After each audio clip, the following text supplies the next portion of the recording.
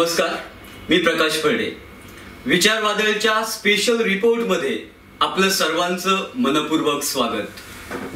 मोदी शिंदे सरकारची बनवाबनवी, घरकुल योजनेची करुण कहाणी, केंद्राची प्रधानमंत्री आणि राज्याची मोदी आवास योजना जुमला आहे का?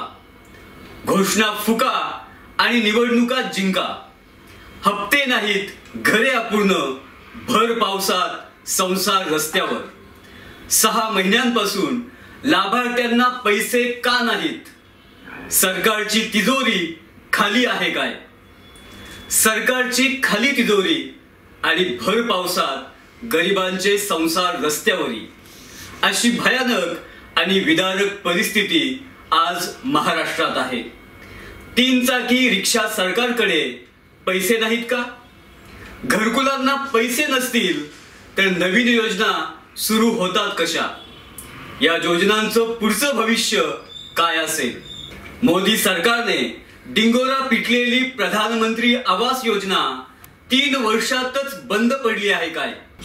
सरकारने आणि त्यांच्या तथाकथित प्रवक्त्यांनी यावर बोललं पाहिजे आणि सामान्य जनतेने या चुनावी जुमल्यांचा आता गांभीर्याने विचार केला पाहिजे. 2018 म्हणजे 2019च्या लोकसभा निवडणुकीपूर्वी पंतप्रधान नरेंद्र मोदी यांनी निवडणूक जिंकण्यासाठी आपल्या भारदस्त शैलीत भंपक योजना केली होती. जसं काही यापूर्वी अस्तित्वात असलेल्या सरकारांनी घरं बांधलीच नव्हती. ज्या तोऱ्यात आणि मिजाशीत त्यांनी ही घोषणा केली, त्या घोषणेची पोलखोल करण्याची आज गरज आहे. उघडे नागडे संसार असणाऱ्या गोरगरिबांना त्यांनी पक्क्या घरांचं स्वप्न दाखवलं. 2022 पर्यंत एकही गरजू व्यक्ती घरापासून वंचित राहणार नाही, असं राणा भीमदेवी थाटात त्यांनी जाहीर केलं. हम 2022 तक हर गरीब के पास अपना पक्का घर हो, इसके लिए काम कर रहे हैं. त्या बळावर 2019 ची निवडणूक जिंकली आणि प्रधानमंत्री आवास योजनेची घोषणा मोदी विसरले आणि जनताही विसरली. 2018च्या सर्वेक्षणानुसार केवळ शहापूर तालुक्यात 10,268 लाभार्थी घरकुलासाठी पात्र ठरले आहेत. त्यानंतर अपात्र ठरलेल्या लाभार्थ्यांमधून ओबीसी वर्गाचे 1100 तर एसटी, एससी आणि इतर समाजाचे मिळून जवळपास 2,500 लाभार्थी पात्र ठरविण्यात आले होते. म्हणजेच शहापूर तालुक्यात सुमारे 12,500 लोक घरकुल मागणीसाठी पात्र आहेत. मात्र 2018 ते 2021 पर्यंत एकही घरकुल मंजूर करण्यात आलं नाही. नंतर 2021-22 मध्ये प्रधानमंत्री आवास योजनेअंतर्गत शहापूर तालुक्यात 12,500 पैकी फक्त 1,241 घरकुलं मंजूर करण्यात आली. आणि त्यापेक्षा भयानक म्हणजे त्यानंतर 2022-23 आणि 2023-24 या 2 वर्षात या योजनेअंतर्गत एकाही लाभार्थ्याला घरकुल मंजूर झालं नाही. बळीराव करणाऱ्या मोदी सरकारची पंतप्रधान आवास योजना बंद झाली आहे का? आणि बंद झाली नसेल तर 2022-23 आणि 2023-24 मध्ये एकही घरकुल मंजूर का झालं नाही? उद्योगपतींची कर्ज माफ करणाऱ्या सरकारकडे गोरगरिबांच्या निवाऱ्यासाठी पैसे नाहीत का? फसव्या घोषणा करून निवडणुका जिंकण्याचा हा दांभिकपणा मोदी सरकार कधी थांबवणार? मोदी सरकारची प्रधानमंत्री आवास योजना जवळपास बंद झाल्याने उघडे पडलेले पाय झाकण्यासाठी आणि मोदींना खुश करण्यासाठी महाराष्ट्रातील शिंदे सरकारने मोदी आवास योजना सुरू केली. या योजनेअंतर्गत फक्त ओबीसींनाच घरे मिळतात. याशिवाय राज्य सरकारच्या आदिवासी विभागामार्फत अनुसूचित जमातीकरिता शबरी आवास योजना आणि कातकरी समाजाकरिता आदिम आवास योजना आहे, तर अनुसूचित जातीकरिता रमाई आवास योजना आहे. परंतु सर्वसाधारण प्रवर्गातील गरीब गरजू लोकांना वंचित ठेवण्यात आलेले आहे. सर्वसाधारण प्रवर्गातील या गरजूंना सरकारने वाऱ्यावर सोडलं आहे का? शहापूर तालुक्यात सर्वसाधारणपणे 12,500 पात्र लाभार्थी आहेत. पैकी 2021-22च्या वर्षात पंतप्रधान आवास योजनेअंतर्गत 1,241 घरकुले मंजूर झाली होती. त्यानंतर 2023-24 वर्षात मोदी आवास योजनेअंतर्गत 755, शबरी आवास योजनेअंतर्गत 701 तर रमाई आवास योजनेअंतर्गत 75 घरकुले मंजूर करण्यात आली. या घरकुलांकरिता 1,20,000 रुपये अनुदान दिलं जातं.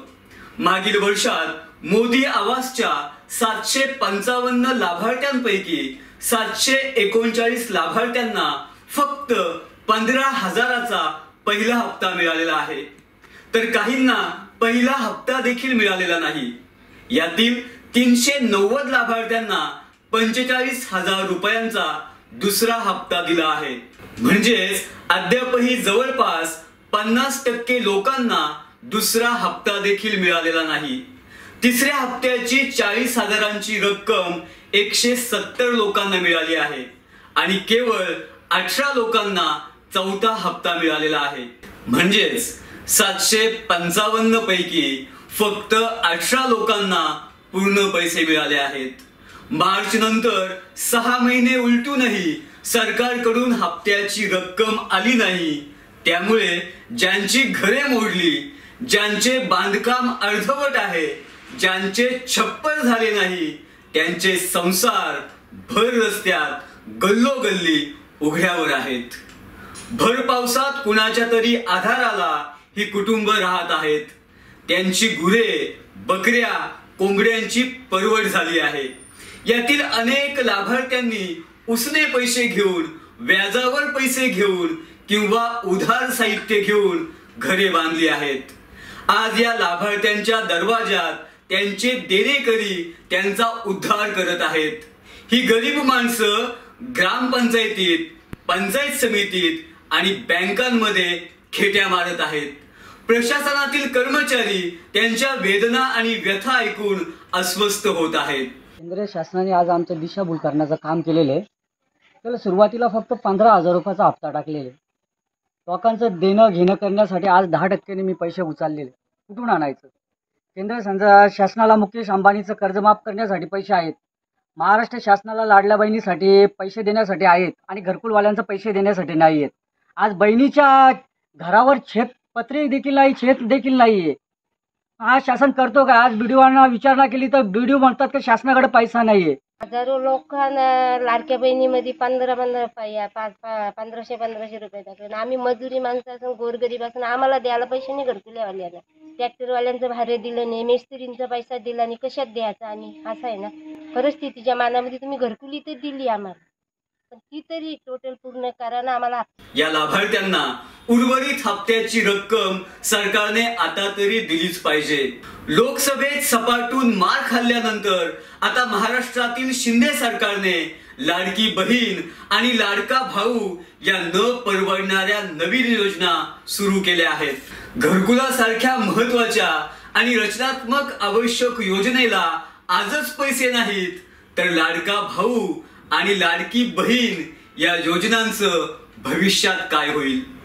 अद्यापही शहापूर तालुक्यात 11,259 घरकुले होणे बाकी आहेत.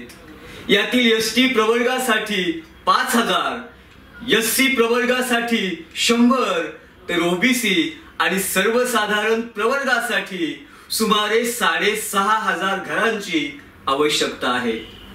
केंद्र सरकारची प्रधानमंत्री आवास योजना तर बंदच आहे.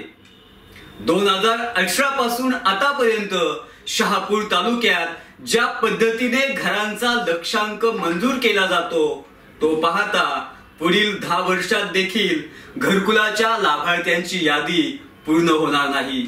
मग मोदींनी 2022 पर्यंत सर्वांना घरे देण्याचं दिलेलं आश्वासन ही देशातील गरिबांची फसवणूक नाही का? महाराष्ट्र सरकारने आता तरी मोदी आवास योजनेच्या लाभार्थ्यांना हप्ते देऊन त्यांची परवड थांबवावी, अन्यथा हेच लाभार्थी सरकारला पाय उतार करतील. अशाच अभ्यासपूर्ण माहितीसाठी अवश्य पाहत रहा विचार वादळ. धन्यवाद. सत्य बातमीसाठी, बातमी मागचं दडलेलं सत्य पाहण्याकरता अन्याय विरुद्ध प्रहार करणाऱ्या आपल्या विचार वादळ या वाहिनीला सबस्क्राईब करा. त्याच्या शेजारील बेल आयकॉनवर क्लिक करून त्याच्याच बाजूला असणाऱ्या ऑल नोटिफिकेशनला ऑन करा. धन्यवाद.